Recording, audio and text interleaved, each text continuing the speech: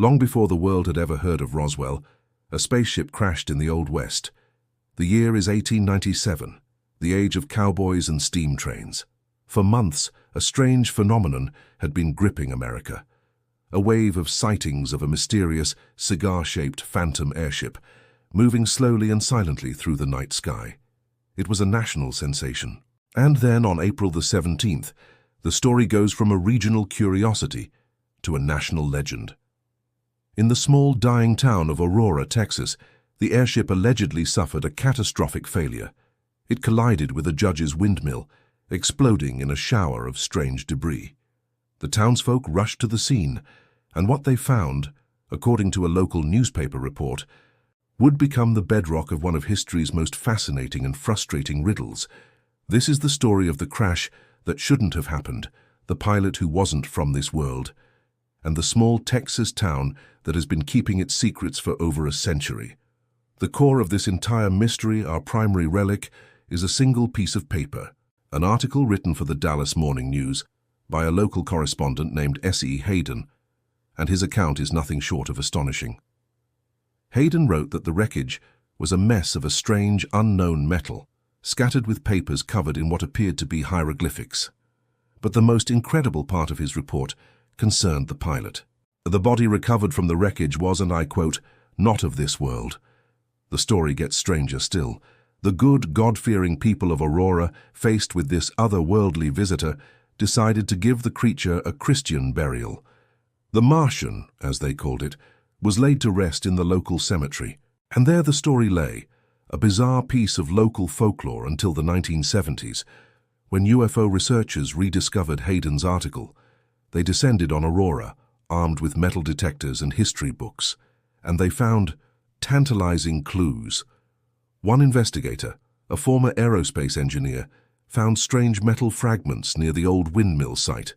When tested, they were found to be mostly aluminum, but with an unusually high percentage of iron, a combination that allegedly made the metal very light, but very strong. Even more compellingly, their metal detectors registered a large, unidentified object, buried in an unmarked grave in the town cemetery. So what are we to make of this bizarre tale from the Texas frontier? Her tale with a body, a gravesite, and physical evidence.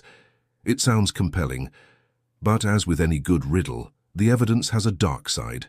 Theory number 1. It was an elaborate and, frankly, brilliant hoax. By 1897, the town of Aurora was on its last legs. The railroad had bypassed it, a fire had devastated the town square, and a spotted fever epidemic had ravaged the population. The town was dying. What better way to literally put yourselves back on the map than with a story so incredible it couldn't be ignored? And what of our reporter, S.E. Hayden? Later investigations revealed he was known locally as something of a character, a storyteller and a bit of a jokester. Was this incredible report simply a rather brilliant, if somewhat morbid piece of 19th century marketing? Theory number 2. It was a misidentified human experiment. The 1890s were a hotbed of secretive, often eccentric inventors trying to build the first flying machine.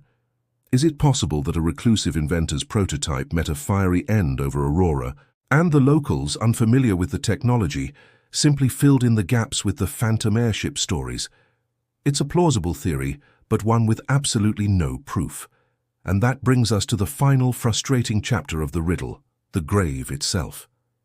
In the 1970s, researchers were granted permission to exhume the alleged alien grave. But before they could begin, the permission was suddenly rescinded by the Cemetery Association. The site was cleared of the investigators' equipment. A permanent historical marker was placed on the spot, and the town simply stopped talking. To this day, the grave remains sealed. The story of Aurora is a masterpiece of American folklore. It's a riddle wrapped in a hoax inside a legend. The clues are tantalizing, but the proof remains stubbornly buried under 6 feet of Texas soil.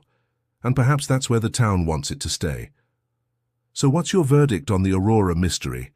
A brilliant Texas tall tale, a secret piece of lost history, or something else entirely?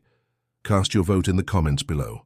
If you believe that even the strangest legends deserve a proper investigation, make sure to like this video and subscribe to Relic Riddles for more historical deep dives. Thanks for joining the Relic Hunt. We'll see you on the next one.